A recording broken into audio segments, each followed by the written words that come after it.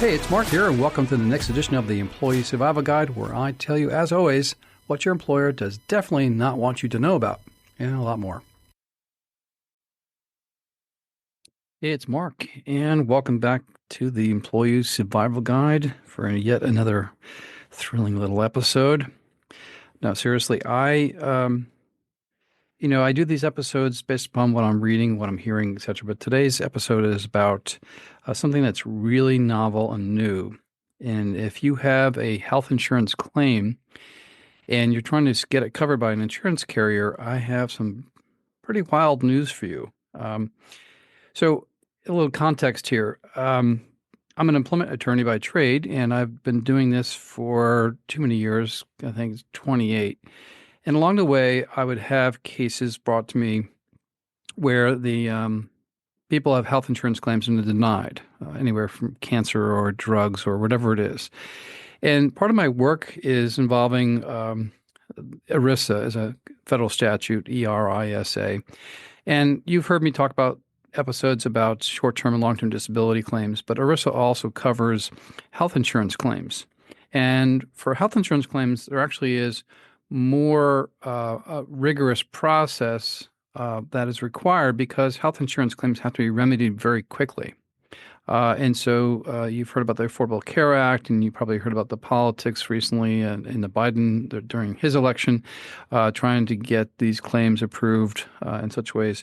So there's so that's a context, the appealing denials of health insurance carriers, and there's a new there's a new sheriff in town, and it's not it's not me, but sometimes I am, but I know a few sheriffs, but in reality, it's an AI sheriff, and I'll get to that in a second. So I'm going to tease you with that. There's a AI product out there that is just caught my attention, and I'm going to share that in a little bit. But I'm going to share also how I came about this information related to this podcast.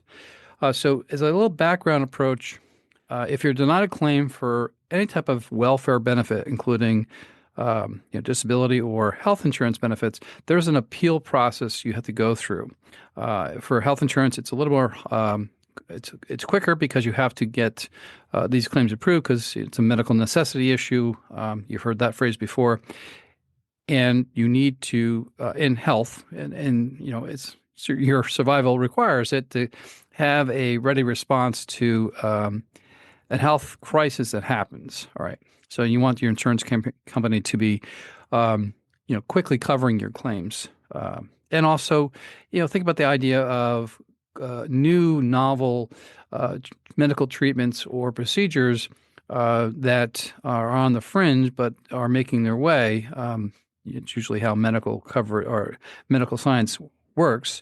And insurance companies do this old dance of denying those types of new novel approaches or off-label usage of, let's say, IVIG, which is it's an acronym for cancer treatment for basic cancer patients, and they use it in off-label ways such as treating multiple sclerosis.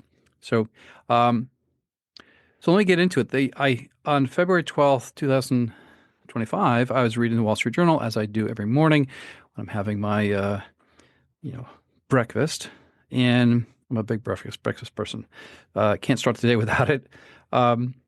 And so the story was 5 steps to take if your health insurance claim is denied. And they quote this quote, over 850 million healthcare claims are denied annually. That's a lot of claims. And so they provided some very quick steps in this one article. They issued another article in the same day, but I'll get to this, the 5 steps. The first one is read the plan. And you've heard me talk about the plan before, the plan document, the summary plan description.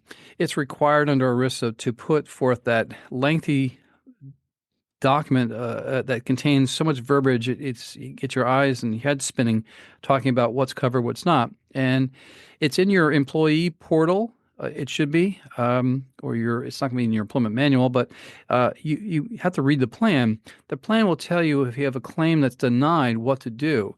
Typically, there's an appeals process. That process usually is set forth at the very end of the plan documents. You can always go to the end to find what your appeals rights are. But it's a very lengthy plan document that is written, obviously, by lawyers. Congress did intend that the summary plan description be written in such a way to be understood by, well, you. And I I say that and I laugh because it's so verbose and so like legally written that it's not comprehensible. And I've read plans for a long time, and I still have to do my concentration level has to go up when I read these plan documents because they can get mind numbing. And I that's for me. I'm an attorney, and I live and breathe reading plan documents, amongst other things.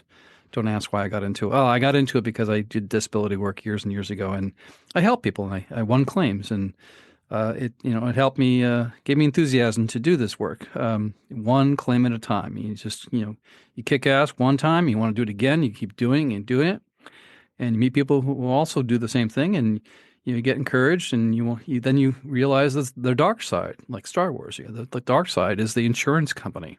So they deny claims for profit.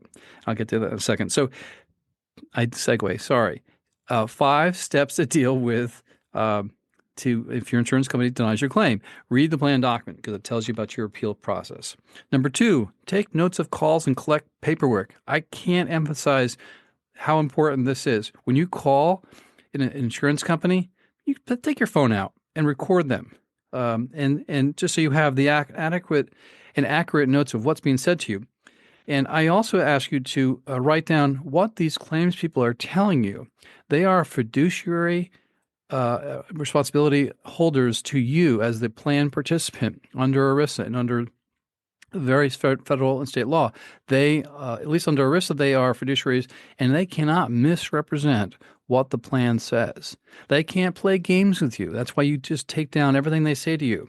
Ask them questions about the appeals process. All that information can be used at a later point in time to argue your appeal, because what you don't know is a lot of insurance company claims people, Sedgwick Claims Management was notorious for doing this for years, and I hope they clean their act up, but we used to make sure that all their calls, well, they were recorded on their end, and we asked for the records, and they produced it to us. So they're called SOAP notes.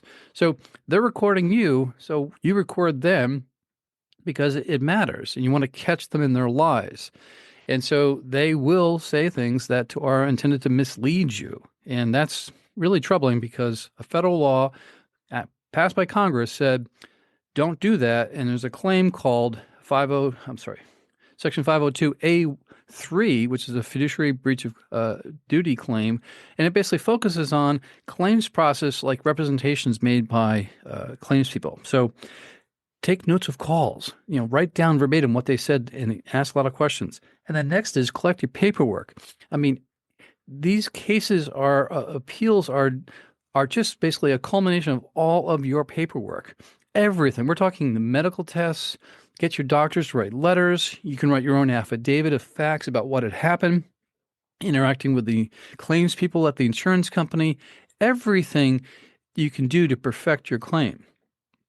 I'll get into later, but you want to get into, I used to do this a lot where in prior years with fibromyalgia and other conditions like chronic fatigue syndrome, we used to get medical studies from various notable places, NIH, National Institutes of Health, to support the claim itself. So you want to get expert medical science to support what you're doing, and I'll get to that in a second. The third step, sorry, I'm segueing today. It's fight back, call your insurance company, ask why the claim was denied, and ask them how to file an appeal. Now, that sounds pretty straightforward, but it's really, really important. And I'm just repeating that section 2, take a lot of notes of calls and asking about how to file a claim. But again, this transparency aspect that the claim person on the other side has to be transparent with you about all the steps. We're not talking vagary. We're talking specific. Make them have them stay on the phone until you're satisfied you know exactly what to do next. because they actually represent you and they can't misrepresent things to you. That's what a fiduciary is. Um, Fourth, get help. Now, I'm going to segue into something here, and I'll put the show notes of these various links, but state assistance programs, this is according to the article, and nonprofits, including Patient Advocate Foundation and Medicare Rights Center, can help craft appeals. A startup called Claimable, which I'll talk about in a second, is trying to use technology to smooth the process. You can hire an advocate, me, an employment attorney, looking through the directory of or a third-party company. There's a company called Solace Health. And then there's the article goes on to say nonprofit dollar for help, help dollar for helps with hospital bills. And you can also ask your doctor's office or hospital to appeal for you and try to ensure that they keep you in the loop on their communications. Now, I have a comment about that. Getting doctors and hospital insurance, hospital companies to help you in your claims process, good luck because, they're not all that, on the same page. They're busy or whatever, but you really have to be on top of them to make them do that. And maybe they're just too busy, too many cases. I mean, these doctors now are large run facilities, multiple medical practices combined together, these healthcare plans. Number 5, escalate after the denial of a claim by filing the administrative appeal. I talked about that in a second, but an administrative appeal I call it the kitchen sink approach. It's your affidavit. It's all the medical files you've collected, doctors' letters writing on your behalf, medical science research reports that were about the particular subject matter or the particular medicine that was being treated or used. Anything you can support your case, including a written appeal document, like on a Word document, writing it out. Here's factually what has happened. Here's a citation to the record, whatever that's going to be, and your argument about why the claim should be medically necessary and approved. You're talking about a reversal of the denial. So that's an appeal process. So 5 steps: read the plan, take notes and calls, and collect paperwork. 3, fight back, ask about appeals and how to file them, get help. And 5, escalate the denial of a claim by filing an appeal. The Wall Street Journal came out with another article. When he got into, it was titled, Health Insurers Deny 850 Million Claims a Year. The few who appeal often win. And I'll put the article links in the show notes. And I'll read a little bit here. Health insurers process more than 5 billion payment claims annually. Federal figures show about 850 million are denied, according to calculations by appeals claim company Claimable. And it's getclaimable.com is the name of the company I'll talk about in a second, based on data from health policy nonprofit KFF and the Centers for Medicare and Medicaid Services. Less than 1% of patients appeal. That's crazy. 1%. That means the insurance companies have figured out the odds of you appealing, and guess who's winning? Insurance companies. So keep that footnote in your head. The article further says, quote, few people realize how worthwhile those labors can be. Up to 3/4 of claim appeals are granted, studies show. Patients who fight denied claims must marshal evidence from medical studies, navigate dense paperwork, and spend hours on the phone during what is often one of the most difficult times of their lives. They debate insurers over whether a patient might ever recover from a stroke or whether an expensive new treatment holds real promise. The article goes on to say, quote, because of a lot of people won't appeal, won't call, don't have the knowledge to sit on the phone, a lot of those go away, said Dr. Emanuel, an oncologist and medical ethicist at the University of Pennsylvania. The article further states the sense of futility that keeps people from appealing denied claims is part of the current of anger against insurers that surged in December after the assassination of a United Healthcare Chief Executive Officer, Brian Thompson. Insurers say that to remain solvent, they must determine which crises merit reimbursement and which don't. I saw that and I was just shocked. It's almost as if they've just arbitrarily chosen which was more or better. Um, Insurers across categories face similar issues over who and what they'll agree to cover amid rising costs, including home insurance companies that have canceled policies under increasing risks from that natural disaster. The article is just going into the kind of the environment now for insurance companies. We care. I mean, you operate an insurance company and take premium, you better insure, not walk away from the table after a fire. So those are the articles that came out in the journal that prompted me to start to think and then share this information with you. Now, there are the first company I'm going to talk about is called getclaimable.com. So it's getclaimable.com. This website attracted my attention the most, and I'm going to talk about it. For $40, you can upload documents and get a written appeal based on your case in minutes. This company uses an AI generative device to write your appeal document. They claim an 80% reversal rate on their website for denials for medical insurance claims that are denied. On their website, they say Claimable's AI-powered platform crafts custom appeals backed by clinical evidence, policy insights, and your unique health history. Each appeal delivers powerful arguments to boost your chances of overturning the denial. Now, let me just talk about this issue because if you can, for $40, send them uploads of documents. I mean, I don't know how many documents you can upload, but when you have a medical insurance claim denial, you have a lot of medical records. And the first hurdle is getting those records in a PDF format. And then to synthesize those records, because that's what I normally will do. I'll basically stack. I mean, we're talking sometimes claims that are 2-3 inches thick, and I have to put them in order and write a fact pattern based upon what happened. That's the only way you're going to understand the case, because you have to understand when you're writing an appeal, this is an appeal to first the claims insurance company. Okay, this is what Congress envisioned. And then you have to write the appeal to eventually to a court. So when you write an appeal, you're dealing with a version of administrative law, and you want to understand that if it ain't in the bucket of the claim, like in terms of there's no documents or supporting information, you can't go outside anywhere and get it later on. It's closed loop. So you have to front fill everything into your claim before you ever get to a court. God forbid you go that far. So think that in your head, and you can't put enough information, too much information in a claim appeal. I actually always enjoyed just gathering as much information as I could. I would reuse studies for various cases over and over again and just throw them into a PDF maker and make it. And today's technology allows you to do it very quickly. But I'm explaining this for a reason because I'm going to tell you the answer.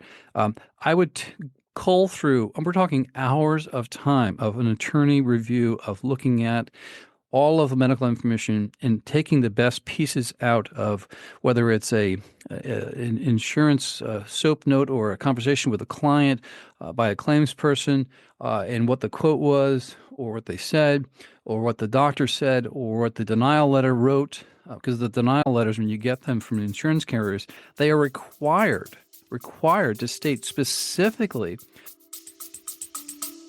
Let's take a quick break.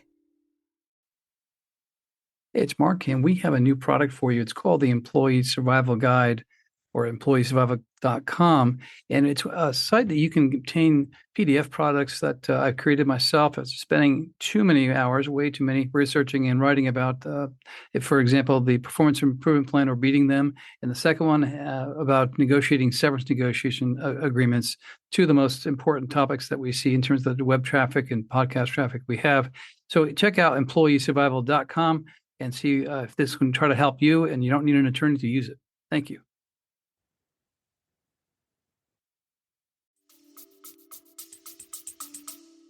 Everything factually of why the claim was denied. They just can't say it's not medically necessary, and you can say, go F yourself, okay?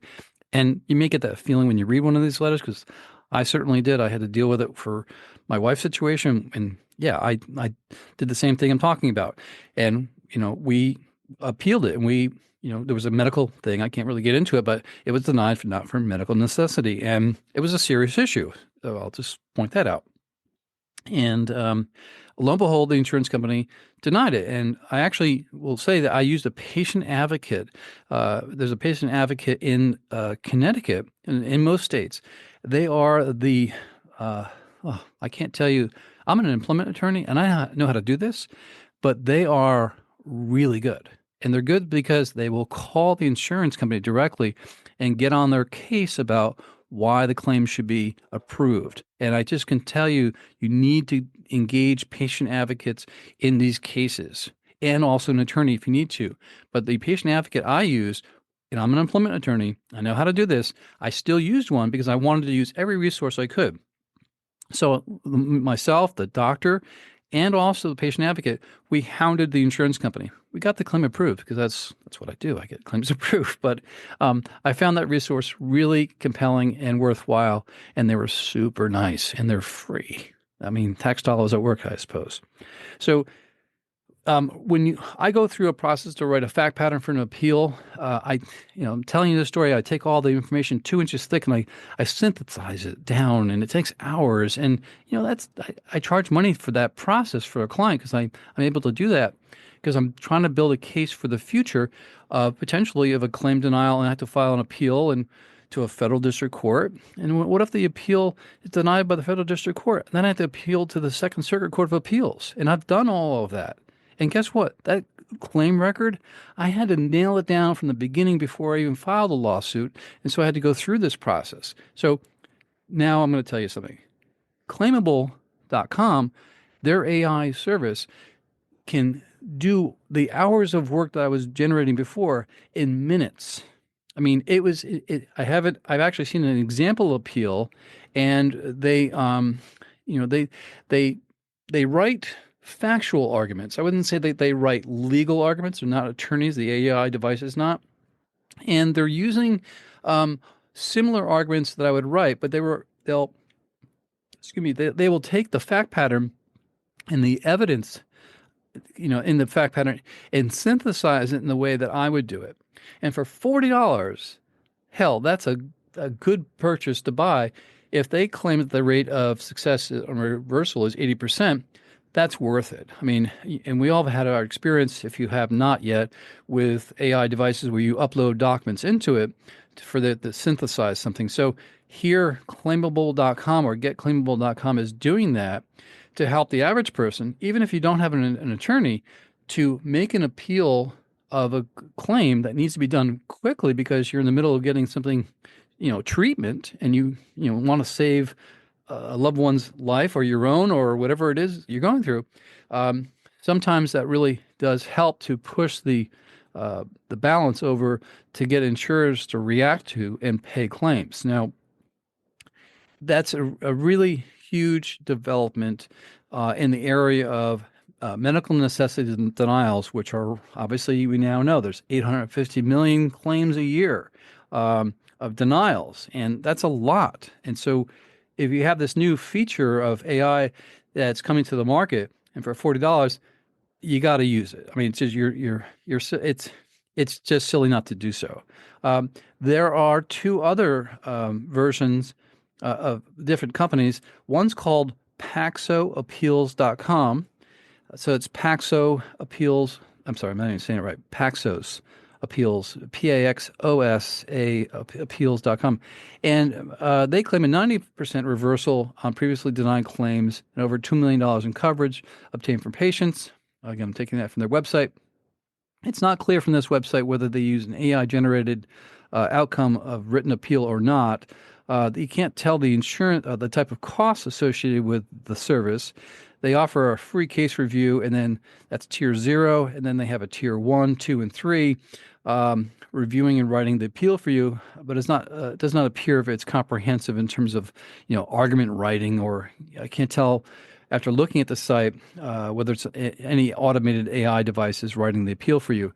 I reading between the lines looked like there were people actually doing it to help you. And the next company is called fixmyclaim.com. This company provides for support in dealing with medical, behavioral health, and substance abuse challenges, claims, ensuring that they receive, people get the benefit they want. They say that their seasoned advocates deliver end-to-end solutions, including billing, claims processing, pre-authorization, utilization review, verification of benefits, and writing appeals. I think that they kind of cover both angles of, helping businesses, but also help writing appeals for individual patients. Again, these are all focused at the area of health insurance claim denials. Um, Again, fixmyclaims.com doesn't really have, and I'm not making, these are not advertisements for these companies. There's just me telling you what they are. Fixmyclaim.com does not have, I can't see if there's any AI type of automation that's happening there. Um, the I will tell you that in reviewing the three different companies, they're essentially mimicking what ERISA case law, what courts, in their cases, decisions, there's typically tactics or arguments that the courts and lawyers use to make arguments. And it's not clear from any of the three that they refer to ERISA case law at all. They do, claimable.com does refer to the Affordable Care Act, and they do refer to state laws as well.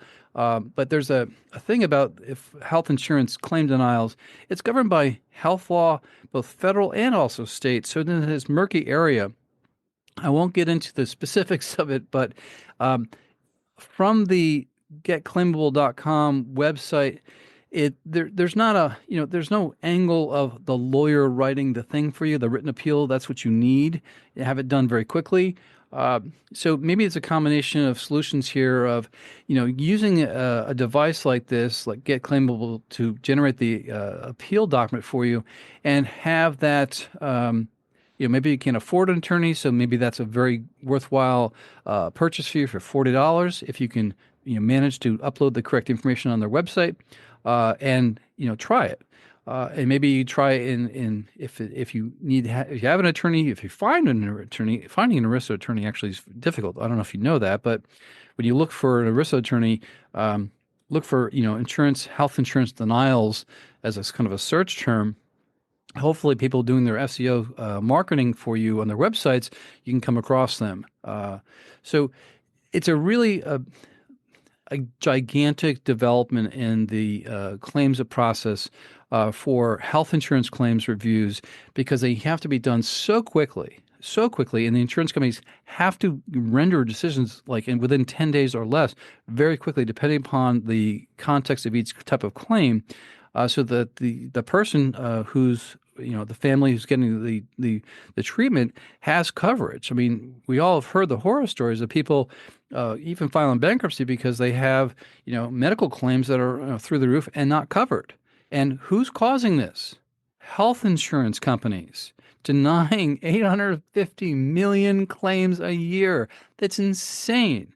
And it's all that greed and profit. And I gave you a little short vignette story about myself and had to deal with it myself. I mean, I laugh when they deny the claim because of the issue for my wife's situation was relatively straightforward, but yet they just deny claims. And I've had cases where clients have had serious medical problems and they deny claims outright, because you just got to understand one thing with insurance companies. They're going to tell you no 10 times, and you have to respond with 100 times saying you better say yes because it is medically necessary. And it's fighting the medical necessary type of debate with insurance companies. And if you ask yourself what is medically necessary, and you can look this up, by the way, it's a vagary that's abused to the nth degree by insurance companies. They think they can outwit you.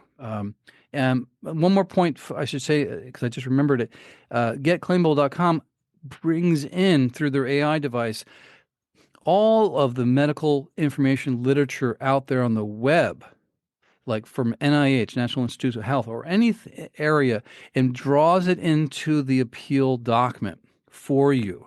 I thought that was the most incredible thing about it, that they were able to draw it in. So if you had some medical claim that was on a fringe or some coverage of drug treatment, whatever, it would draw all of that supporting medical evidence into the claim appeal record for you automatically, quickly. That was the most astounding thing that I found because it takes a lot of research to do that manually. You or have to find an attorney who's aware of the particular medical condition, if you're lucky to find the person, who's aware of all that current research study. I mean, there's a lot of research studies out there. I mean, it's just overwhelming. But did you know that medical necessity is determined by what? All the medical research studies. It's a kind of a closed loop system of their own making. It's like, and they cherry pick stuff of what's supportive and what's not. And they actually will produce their own studies, literally produce studies that favor insurance company denials. I know that sounds insane, but that does happen, okay? And it's in the world we live in. So Claimable with their AI service, again, captured my attention because it was able to draw out from the published material out there, like PubMed or something, where their studies and synthesize that for you very quickly into your own individual styled written appeal just for you about your own case with that insurer, okay? So that's a big development. I can't emphasize how much. I'll put all the notes or the citations and the links in the show notes, and you can click through that. But again, in summary, a lot of claim denials, but now we have a new weapon, new sheriff in town, and that is, in this particular one, and it's not advertising, it's called getclaimable.com, and they will, if they do what they say, they can't false advertise, but for $40, what a bargain. I mean, so this is another example of how AI is marching into the healthcare sector, into the employment sector, because people get their health insurance through their employers.